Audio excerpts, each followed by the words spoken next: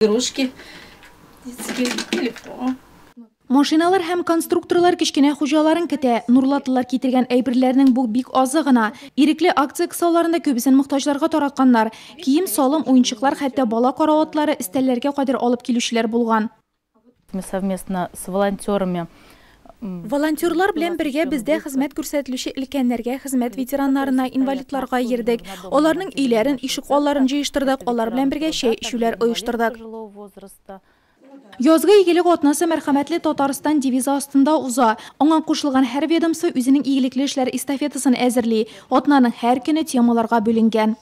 Специалистами центра запланированы. Үзәк белгечләре төрле чаралар уздыруны планлаштыра. Һәр көннең үз темасы. Әйтик, балалар белән экологик темага занятия үткәрү бар. Спорт чаралары уздыруда каралган. 23 апрельдә балалар яшәүче өйләргә барып, иң яхшы шигырьләр укучы дигән чара уздырачакбыз. Есть день, когда мы будем заниматься с детьми. Хәер, бер атналык ирекле акция тәмамлану игелек кылырга өлгерми калганнар өчен киртә түгел.